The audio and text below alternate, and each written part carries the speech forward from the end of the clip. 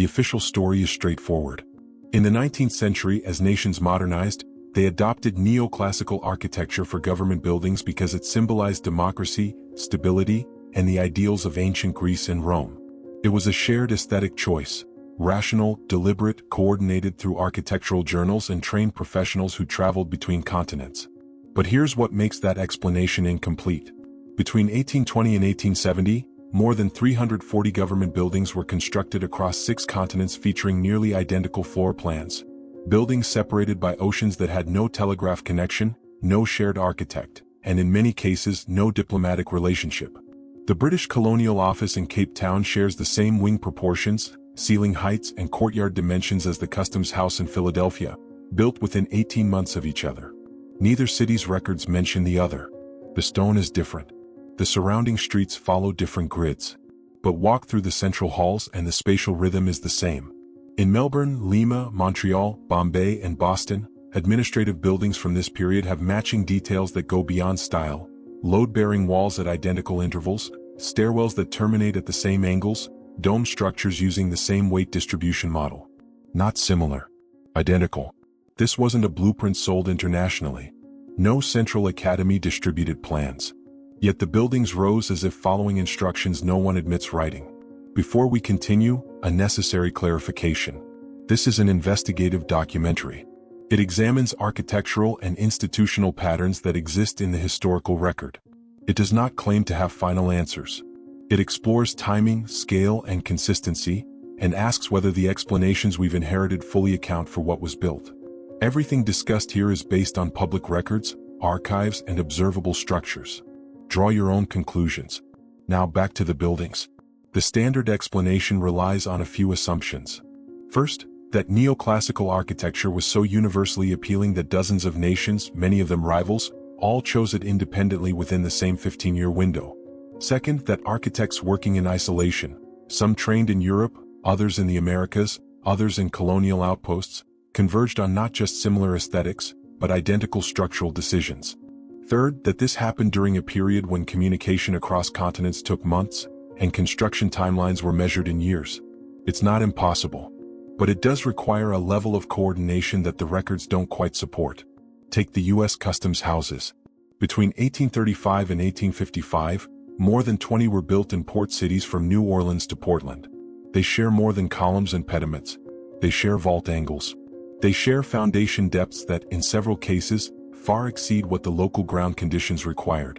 In Charleston, the Customs House foundation goes down 42 feet, in stable soil, for a 3-story building. The one in Galveston, 38 feet. Mobile, 41. All built within a decade. All specifying depths that wouldn't be standard practice for another generation. What? The engineering manuals of the time don't recommend it. The city reports don't justify it.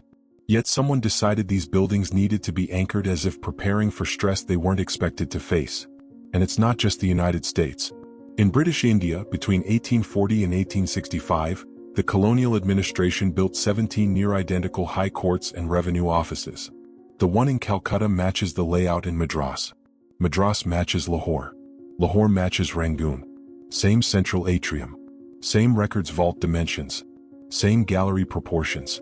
All erected during a period when these cities operated under separate administrative zones, with different governors, different budgets, and no centralized department of works. The architectural historians call this imperial consistency. But consistency implies intention, and intention implies a plan. The question is, whose? There's a detail that appears in nearly all of these buildings across every continent that rarely gets discussed. The basements. Not just storage, not just foundations. Engineered subterranean halls, vaulted, fireproofed, often spanning the full footprint of the building above. In some cases larger. The government house in Sydney has a basement level that exceeds the ground floor by nearly 400 square feet. The original blueprints don't explain why. The construction logs note it as accordance with standard specification. But there's no record of what that standard was or who wrote it. In the 1842 Cape Town Colonial Office, workers during a 1979 renovation discovered that the basement had independent ventilation shafts running 60 feet underground, shafts that connected to nothing, led nowhere, and were sealed from the inside. The rubble fill suggests they were closed during the original construction, not afterward. Why build a ventilation system and then immediately disable it? The timing gets stranger when you map it. Between 1845 and 1850, government administrative buildings with matching floor plans appeared in Toronto, Buenos Aires, Singapore, Alexandria, Hobart, St. Petersburg, Boston. Some of these cities were enemies. Some had never had diplomatic contact. Some didn't share a language, but they shared a blueprint. And that blueprint didn't come from any known architectural academy, competition, or published design manual. It simply appeared everywhere at once. The buildings still stand. The records remain incomplete. And the deeper you look into when, where, and how they were built, the less the standard explanations seem to cover what's actually there. Something was being prepared. Whether inherited, copied, or coordinated. The Erie Canal opened in 1825. It ran 363 miles from Albany to Buffalo, connecting the Atlantic Ocean to the Great Lakes. At the time, the population of upstate New York was sparse. Small farming towns, scattered settlements, no industrial base to justify the scale of what was being built. The canal was designed to move 200 tons per barge. In 1825, there wasn't enough cargo in the region to fill one barge per week. Yet the canal was engineered for continuous traffic. 83 locks, 18 aqueducts, embankments reinforced for loads the region wouldn't generate for another 30 years. The cost was $7 million, more than the entire annual budget of New York State. What? The official answer: vision, forward-thinking leadership, an investment in future growth. But future growth doesn't explain the engineering tolerances. The canal's lock dimensions weren't based on projected demand. They were based on a standard that already existed. Locks built to specifications no American engineer had published. Width, depth, lift capacity, all matching a template that appeared without precedent in the United States. And within 10 years, nearly identical canal systems appeared in Britain, not inspired by the Erie Canal, built at the same time, using the same lock dimensions. The Caledonian Canal in Scotland, finished in 1822, 3 years before Erie, has locks within 2 feet of the same width. The Birmingham Canal, expanded in 1827, uses the same depth ratio. No shared engineering firm. No documented exchange of plans. Just the same system appearing on both sides of the Atlantic, as if someone had already decided what the specifications needed to be.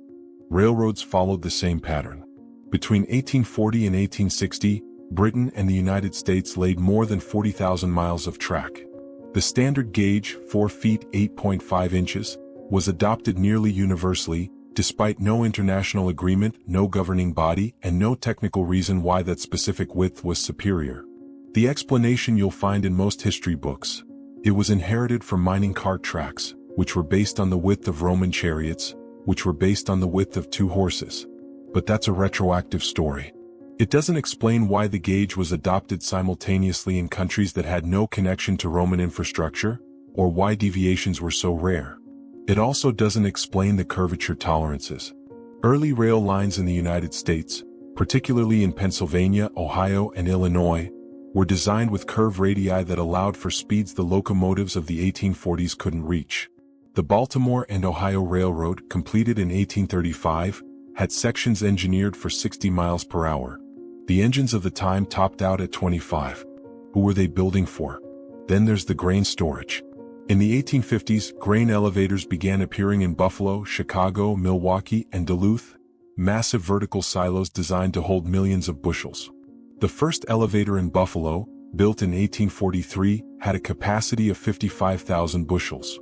The harvest in the surrounding area that year, 11,000 bushels. It sat half empty for a decade.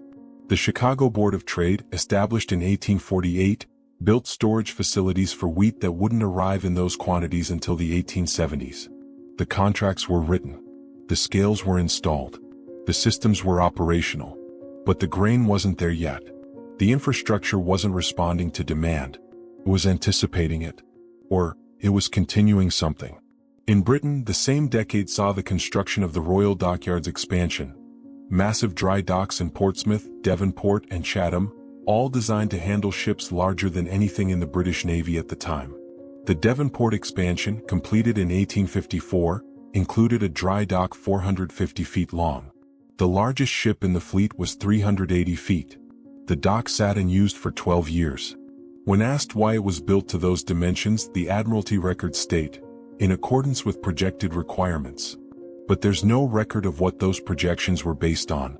Across the Atlantic, in the United States, something similar was happening with government buildings, not just the ones we discussed earlier but the support infrastructure around them.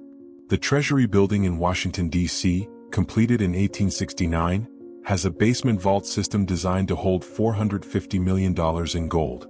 At the time, the entire U.S. gold reserve was worth $120 million. The vaults were built anyway. Reinforced granite, triple lock systems, ventilation designed to prevent gas accumulation in the event of a siege of the Treasury basement. The New York Sub-Treasury, finished in 1862, has a nearly identical vault system. Same dimensions, same reinforcement depth, same unexplained capacity overshoot. Both buildings were designed by different architects. Neither architect left notes explaining the vault proportions. Yet the two systems are functionally interchangeable. Then there's the postal system. In 1847, the British Empire standardized postal codes, delivery routes, and sorting infrastructure across more than 60 colonial cities. The system was designed to handle 40 million pieces of mail per year. In 1847, the empire processed 9 million. The infrastructure sat underutilized for 2 decades. Then, suddenly, mail volume caught up. By 1870, the system was operating at near capacity, exactly as it had been designed to do in 1847. Either the planners of the 1840s had prophetic insight into the communication needs of the 1870s, or they were working from a model that already knew what the capacity needed to be. The United States followed a parallel path. The Post Office Act of 1845 reorganized mail routes into a hub-and-spoke system that made little sense for the population distribution of the time. Towns with fewer than 500 people were given the same infrastructure priority as cities with 10,000. The sorting facilities built in Cleveland, St. Louis, and Cincinnati were designed to process 15,000 pieces of mail per day. None of them hit that volume until 1868. But the buildings were ready. There's a term that starts appearing in administrative records from this period, buried in budget reports and construction logs. Not frequently. Just enough to notice if you're looking. Conformity to prior standard. It shows up in British Railway Commission reports, in U.S. Army Corps of Engineers documents, in colonial infrastructure assessments from India, Australia, and South Africa. Always the same phrase. Never explained. What standard? Prior to what? The records don't say. But the buildings, the canals, the railroads, the storage systems, they all align as if the standard was understood. As if the template had been inherited, not invented. Which brings us back to the government buildings. Because it's not just that they share architectural features. It's that they were built during the same narrow window when all of this other infrastructure was appearing. Infrastructure that consistently overshot the immediate need, followed the same dimensional standards, and anticipated demand that wouldn't exist for decades. Whether that reflects inheritance, coordination, or a pattern we've simply labeled as progress, without fully examining the timing. The question isn't whether the systems worked. They did. The question is, why did they all appear at once, built to the same specifications in cities that had no formal reason to match? The word Tartaria appears on European maps as early as the 13th century.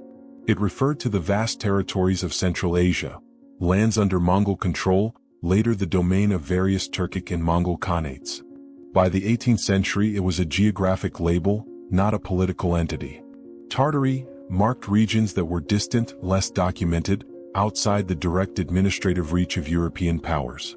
Then the maps stopped using it. By 1850, Tartaria had been replaced with more specific names: Russian Empire, Qing China, Persia, the Khanates. The label faded as borders were redrawn and empires expanded. Standard historical progression. Nothing unusual. But in recent years the term has been reinterpreted. Modern usage of Tartaria isn't about Central Asia. It's become shorthand for a different question: whether the infrastructure of the 19th century, particularly the government buildings, the canals, the railroads, the over-engineered basements and vaults, represents original construction, or whether it represents adaptation of something older. 3 interpretations have emerged. The first: this was simply an era of rapid, coordinated modernization. Shared neoclassical ideals, international architectural journals, trained professionals moving between continents. The fact that buildings match reflects convergent design, not inherited templates. The overcapacity in infrastructure reflects ambition and miscalculation, common in periods of industrial optimism. Nothing unusual, just the accelerated pace of 19th century development. This explanation accounts for most of the evidence. It's the position held by mainstream architectural history. The second, the infrastructure wasn't built from scratch. It was expanded, renovated, or repurposed from earlier systems that existed before the modern administrative record. Perhaps older trade networks. Perhaps pre-colonial construction that was absorbed into new governmental frameworks and relabeled.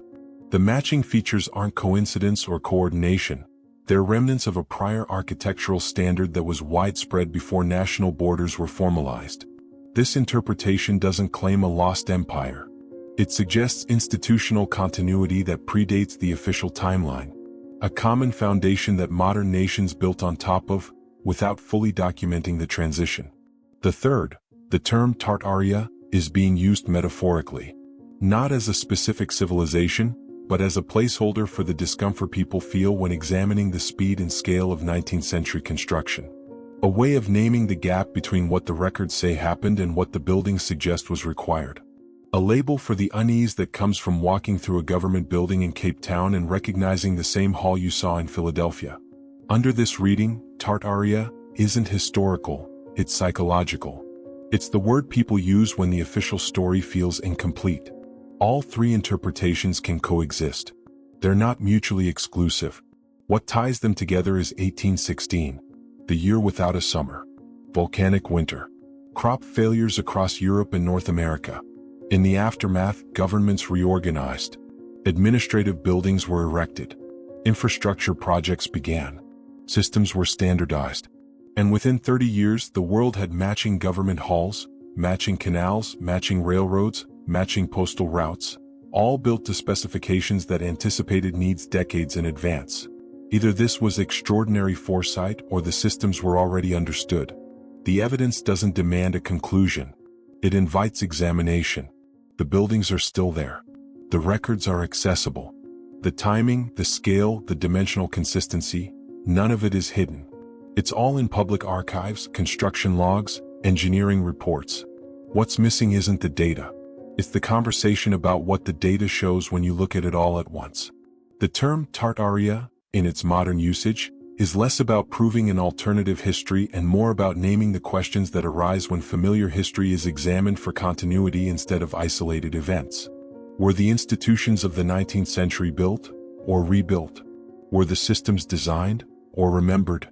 The basements are still sealed. The vaults still hold their mysteries.